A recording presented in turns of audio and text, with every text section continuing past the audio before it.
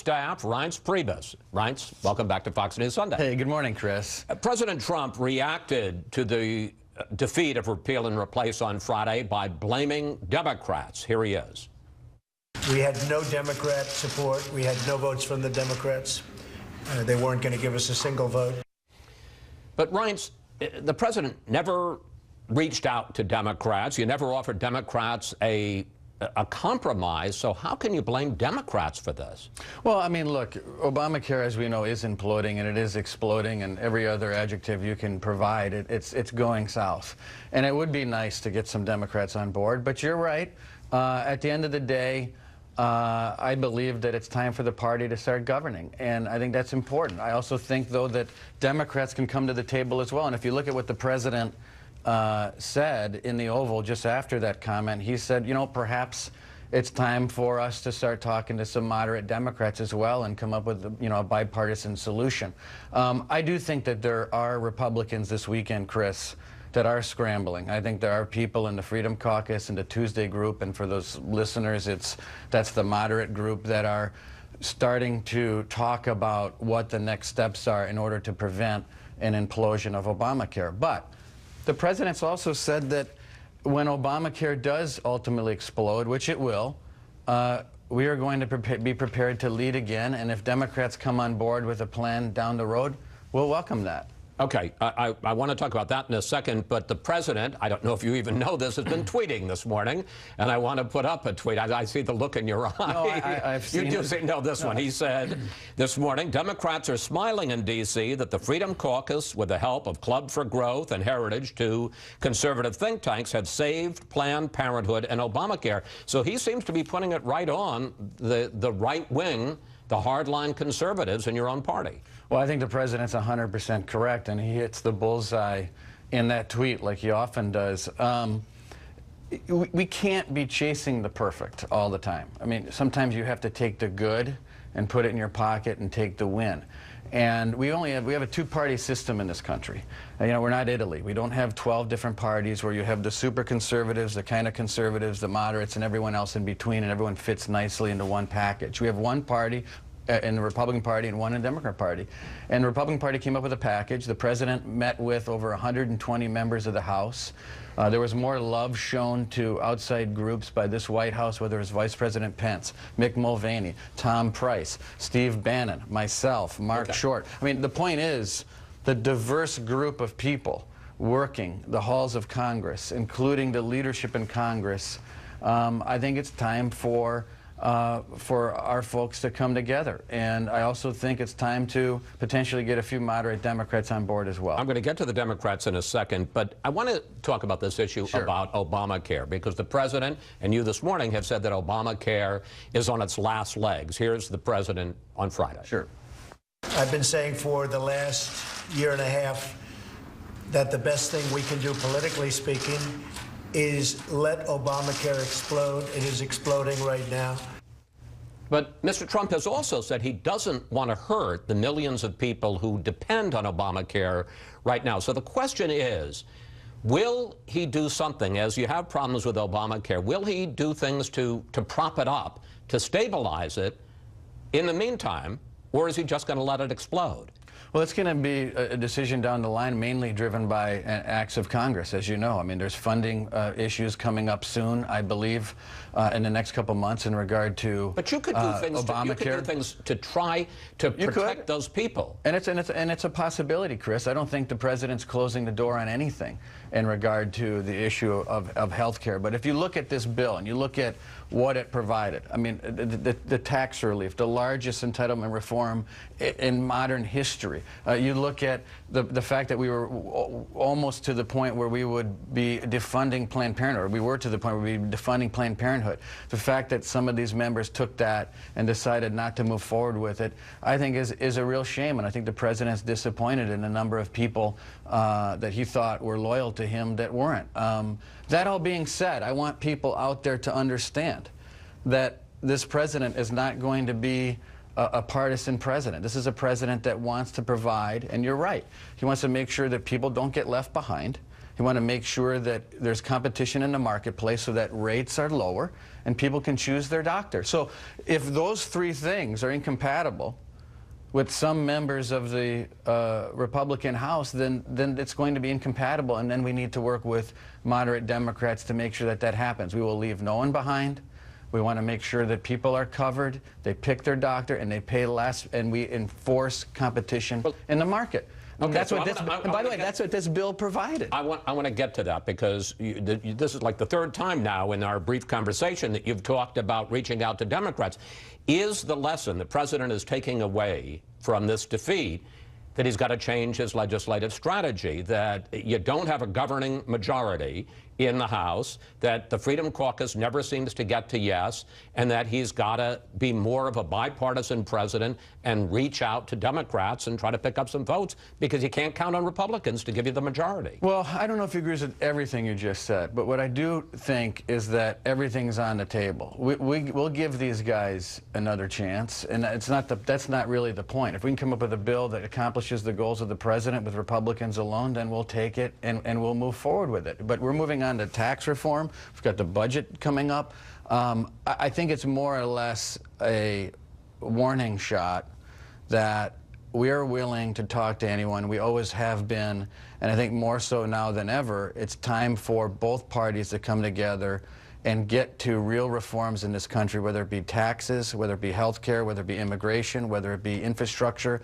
This president is ready to lead and sort of, you know, over with the games in the legislature. Okay. Yesterday morning, the president tweeted this, and I want to put it up. Watch Judge Jeanine on Fox News at 9 p.m. Now, we all love Judge Jeanine on Fox News. I do love Judge Jeanine. But we were curious as to why he would call her out. Here was the start of her show last night. My opening statement. Paul Ryan needs to step down as Speaker of the House. Does the president want Paul Ryan to resign as Speaker?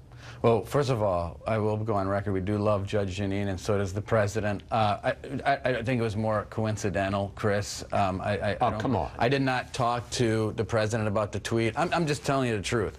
There was no pre-planning here. The president. Well, the president. But why would he say watch her, and then that's the first thing out of her mouth? Because he loves Judge Jeanine, and he wanted to do Judge Jeanine a favor. So does he want Paul Ryan to step down, or no? No, he doesn't. And he's talked to Paul Ryan yesterday for about an hour. He believes what he said in the Oval Office on Friday. He doesn't blame Paul Ryan. In fact, he thought Paul Ryan worked really hard. He enjoys his relationship with Paul Ryan, thinks that Paul Ryan's a great Speaker of the House. So none of that has changed. I think this is more of a personal relationship, the president helping out a friend.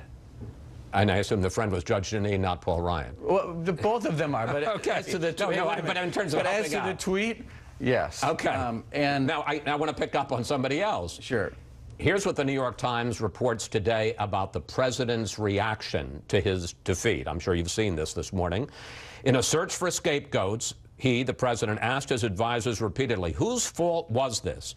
Increasingly, the blame has fallen on Reince Priebus, the White House chief of staff, who coordinated initial legislative strategy on the health care bill with Mr. Ryan. And there's a comment similar to that in the Washington Post today, so obviously people are saying it. Are you in trouble? I'm not in any trouble. I've got a great relationship with the president. We talk all the time. In fact, just before coming on the set, he gave me a call. This is gossip hounds, and you know it's always going to happen. And I don't really care about it. I'm looking forward to accomplishing the president's agenda moving forward, and working with anybody in the legislature to make sure that that happens. Okay, let's talk about some item moving forward, and that is tax reform, that which the president says is the next big thing that he's going to tackle. That's even more complicated than health care reform, because it involves every industry, not just one industry, and you've also got a big split within the Republican Party, because Speaker Ryan wants this border adjustment tax, which would tax imports, not exports, and there are a lot of Republicans who say, no way. So the question is the president having second thoughts after health care, on following the lead of Paul Ryan, particularly when it comes to the border adjustment tax and tax reform in general? No, I don't. Not at all, Chris. I think that moving forward, the president's vision on lowering taxes for every American is what's going to unite not just the Republican Party, but I think some of those Democrats are going to come on board as well. If we can provide one of the biggest middle-class tax cuts in the history of this country, I think that's important. I think another point that's important to the president is potential for a border tax, that we start evening up the playing field between our country, countries around the world. He's not backing off of that. It's something that's very important to him. And if you go back and watch President Trump's interviews from the 1980s, the 1990s, early 2000s, and recent years, he has been talking about this agenda his entire life. And I think now more than ever, I actually think the president is even more emboldened to stick to his guns and his heart and the things and the convictions that he's laid out to the American people for decades. Okay. And he's not going to turn his back on his core principles. And I think his core principles have broad admiration in both parties. Finally, and I want to do this quickly if we can, because we're running out of time. Let's turn to the House investigation of alleged links between Russia and the Trump campaign, and also the allegations that the Obama administration swept up surveillance and leaked it to try to undercut the Trump presidency. Let's do a lightning round here. Okay. Quick questions, quick work, answers. by the way. I promise, these are going to be very easy. Sure. Does the president accept the conclusion from all sides that President Obama did not wiretap Trump Tower during the campaign, and is he ready to apologize? Okay, well, first of all, the answer is no. But no, he doesn't accept it? No, and I don't accept it.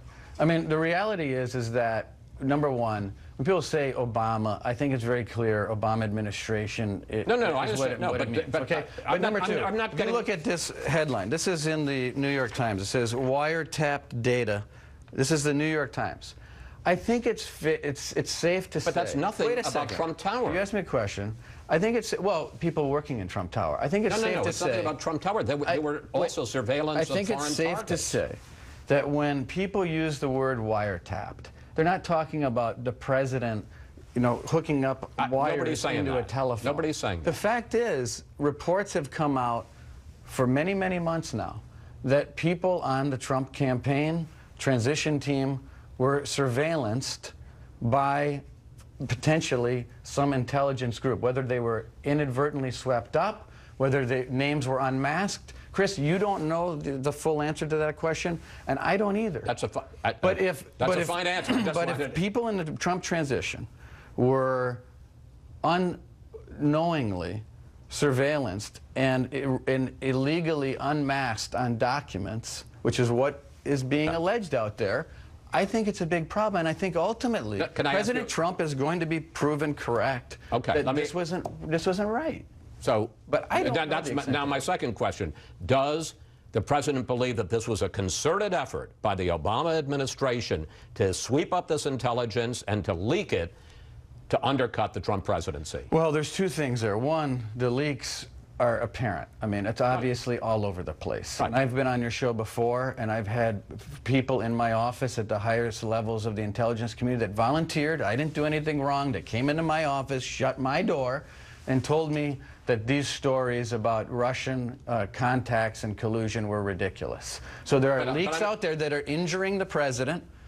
It's wrong, and people should be prosecuted. Now, as to whether or not, to the first part of your question, that there's some sort of broad conspiracy, there's potentially something very wrong here. But I'm not going to go any further than that, other than to say that I think the documents that the intelligence committees have apparently asked for from all of these different agencies that they're collecting and reviewing will tell the story. I got one last question for you. Again, quick answer. Does Chairman Nunes coming to the White House and briefing the president before he briefed his own committee, did that undercut his credibility, and does that open the door to an independent investigation? Well, first of all, it's not for me to answer. It's for Chairman Nunes to answer. But it was his decision he made. We don't calculate the decisions that they make and whether they brief someone or not. And what we do would you have think no about the idea knowledge of an independent investigation? I think we let the House committee do its job and see what they come up with. I mean, and by the way, they're not going to come up with anything. We've already been told. I mean, I have been on the show. I'm not making this stuff up. Every single person that has been briefed by the intelligence community has come back to the sticks and told the press, we have been told that there's no We should say truth. sticks is a reference to cameras, microphones. there is and no cameras. truth to the allegation that there is some sort of collusion between the Trump campaign and Russia. Reince, thank you. Thank you, sir. Better than last time, Yeah, right? we You were- didn't you call didn't- us an you didn't enemy go of to the bed- you didn't American go to people. It went bananas this well. time. It's always All good to talk with you. You bet. Thank Please you, come Chris. back. You bet. Up next, one of the leaders of the House Freedom Caucus, which played a big role in blocking the GOP health care plan. We'll ask Congressman Jim Jordan whether conservative hardliners want to govern or keep opposing their